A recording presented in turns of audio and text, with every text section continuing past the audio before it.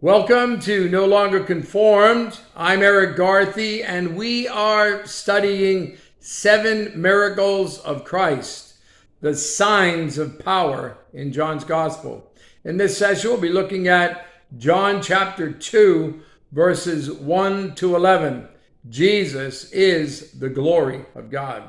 Let's read our passage, John chapter 2, beginning at verse 1.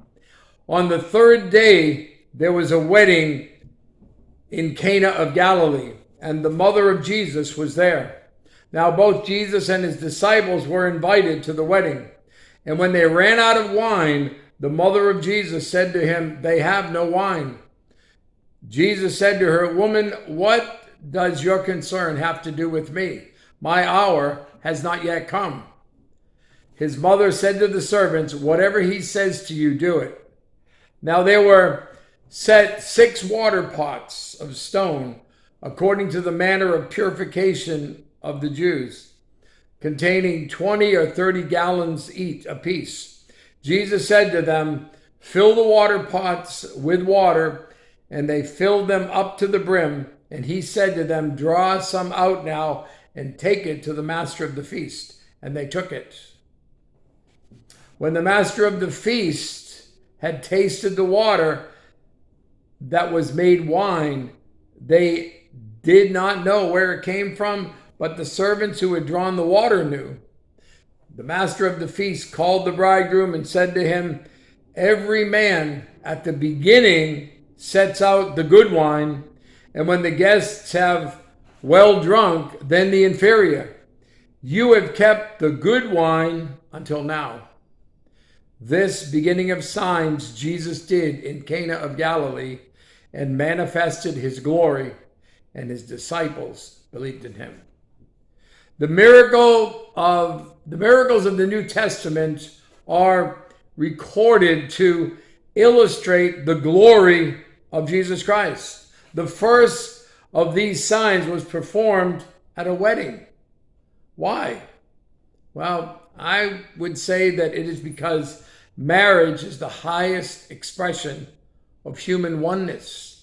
A man and a woman are made one in fellowship, in joy, and in blessing. At this wedding, there was a threat of failure. Life is fragile. Psalm 39, verse 5. Certainly, every man at his best state is but vapor. Jesus broke into the scene and turned potential failure into glory.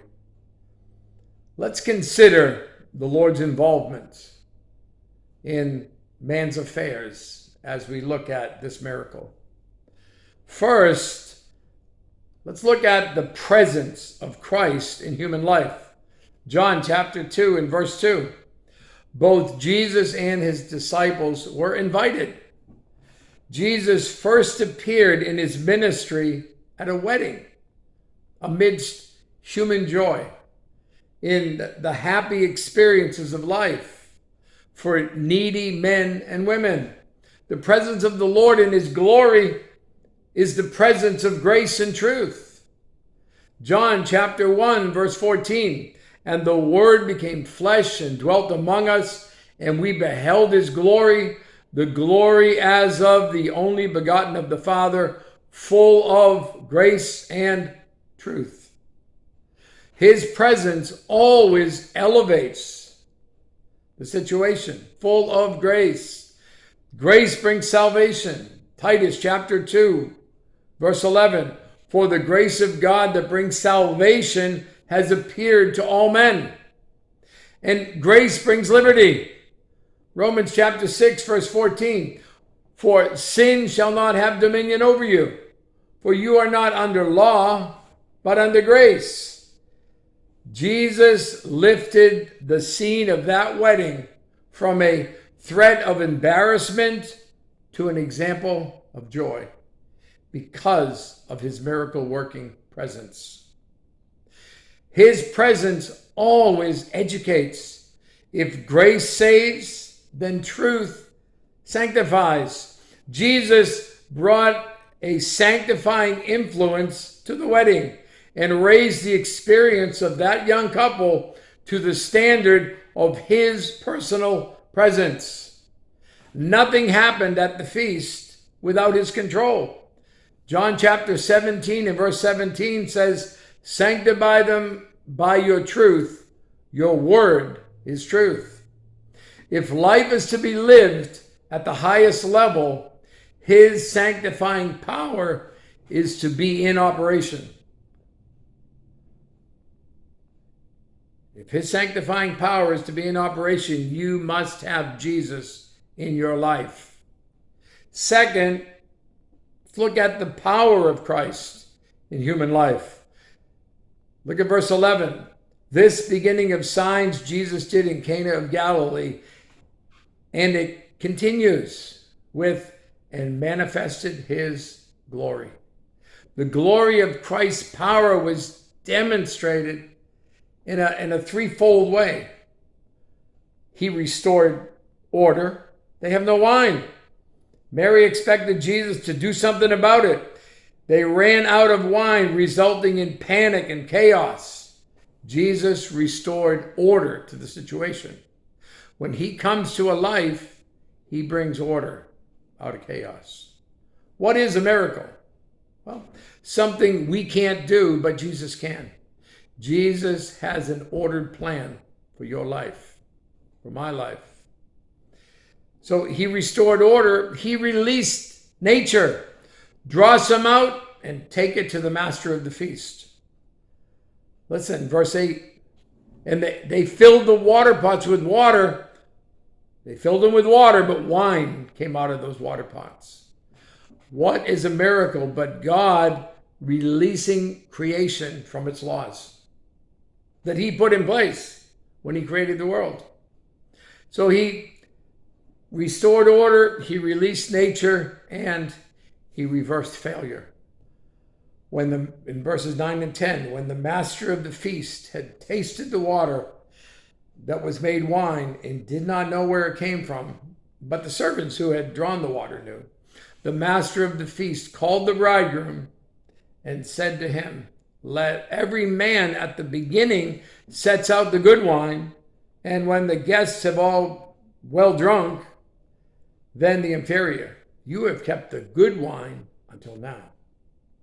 The Lord turned failure into success, crisis into creativity, triumph into tragedy into triumph, poverty into plenty, and water to wine.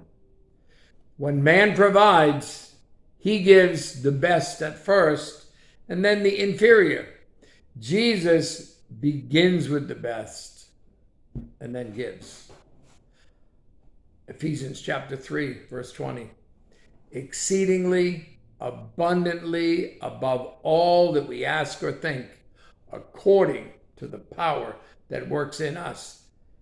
It's Jesus alone who can turn failure into victory. And then third, let's consider the purpose of Christ in human life. Again, verse 11, "And his disciples believed in him." Jesus' disciples must have looked at one another and remembered the words of John the Baptist in John chapter 1, verse 34. "This is the Son of God." The purpose of Christ in glory among man is the establishment of a divine relationship. John chapter 1, verses 11 and 12. "He came to his own, and his own did not receive him. But as many as received him, to them he gave the right to become children of God, to those who believe in his name." The disciples believed in him, and the gospel had its saving effect. They entered a divine relationship, and by faith in Jesus Christ, we can also enter it. It's more than intellectual assent. It is commitment of mind, of heart, and of will. The purpose of Christ in glory among men is the establishment of divine relation. It's also the experience of a divine fellowship. 1 John chapter 1, verse 3.